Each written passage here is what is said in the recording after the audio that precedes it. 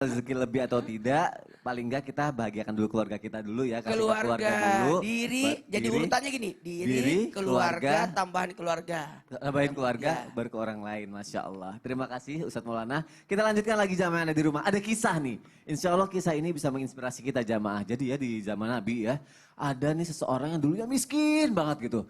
Tapi dia taat ibadah gitu. Dan akhirnya ketika sama Allah dikasih kaya, dikasih harta, dia jadi gelap mata. Coba kita dengarkan kisah ini dari guru kita yang selain ahli Al-Quran juga ahli kisah.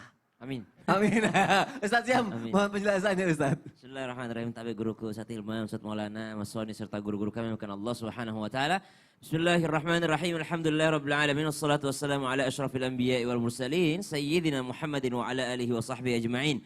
أصبحنا وأصبح الملك لله رب العالمين سبحانك لا علم لنا إلا ما علمتنا إنك أنت العليم الحكيم رب اشرح لي صدري ويسر لي أمري واحلل عقدة من لساني يفقهوا قولي واجعل لي وزيرا من أهلي آمين آمين آمين يا رب العالمين.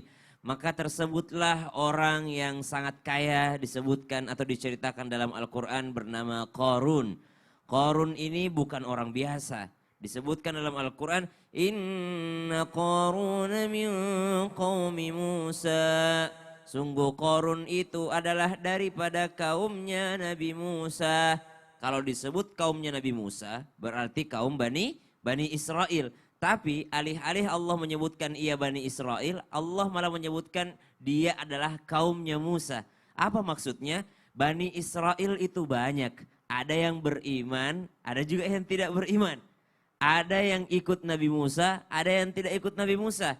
Kenapa Qarun disebut min qaumi Musa? Karena satu, bukan hanya Bani Israel, tapi Qarun itu mengikuti ajaran Nabi Musa, yaitu ajaran Allah Subhanahu wa taala. Itu yang pertama. Yang kedua, Qarun itu bukan hanya Bani Israel, tapi Qarun itu sangat dekat dengan Nabi Musa alaihissalam. Bahkan ada yang mengatakan bahwasanya masih family sama Nabi Musa alaihissalam. Kemudian Qarun itu bukan orang biasa, kenapa? Karena ternyata dia Bani Israel tulen, orang beriman lagi, orang yang dekat sama Nabi Musa lagi. Maka ketika Qarun ini miskin, sangat-sangat miskin, ternyata Qarun ini punya inisiatif. Kenapa ya kalau kita belanja tuh selalu kepada orang yang pengikut Fir'aun gitu. Kenapa nggak ada di antara Bani Israel yang jualan? Akhirnya Qarun ini jualan. Qarun jualan.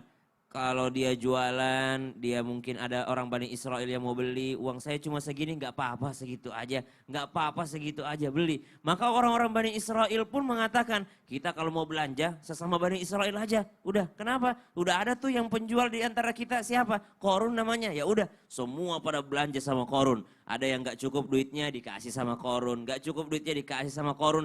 Makin kaya menjadi 1 juta kalau uang kita, menjadi 1 miliar, menjadi 1 triliun uangnya. Semakin banyak, akhirnya Qarun gelap mata, disebutkan dalam Al-Quran, fabagha. Apa sebenarnya kesalahan Qarun? Ada beberapa kesalahan Qarun yang disebutkan dalam Al-Quran, tapi yang paling menonjol yang pertama Allah sebutkan fabagha. Fabagha itu yang awalnya Qarun ini ngasih orang dengan harga murah, karena dia satu-satunya penjual, akhirnya memonopoli dan mencekik Bani Israel itu sendiri. Dulu orang boleh belanja dengan berapa saja, sekarang kalau Anda tidak punya uang segini silahkan pergi. Dan bahkan Qarun memonopoli harganya sehingga dia memperkaya dirinya sendiri. Kayanya Qarun tidak disebutkan oleh Allah berapa banyak. Allah cuma menyebutkan kalau ada harta itu kan biasanya ditaruh di cash, di brankas, lalu ada kuncinya, petinya. Qarun itu kuncinya saja 10 orang dewasa, orang kuat yang mengangkat kunci petinya. Gimana petinya gitu ya. Tapi ternyata habis hartanya karena dia mengambil atau zalim terhadap kaumnya sendiri, padahal yang memperkayanya juga kaumnya sendiri. Maka janganlah kita pelit, apalagi pelit terhadap orang-orang yang telah berbuat baik kepada kita. Wallahu ta'ala a'lam. Masya Allah, jangan kita pelit, apalagi pelit kepada orang yang udah baik sama kita gitu. Jelas, ya. makanya tadi dibahas, jangan baik keluar, jahat ke dalam. Padahal yang paling baik sama kita, istri kita, orang tua kita, anak-anak kita, orang dalam. Masya Allah, terima kasih Ustaz Syam. Sama-sama, Mas Semoga Sani. kisah ini menginspirasi kita ya. Kita belajar banyak pagi hari ini jamaah. Baru mulai, tenang. Masih banyak lagi yang akan kita bahas ya.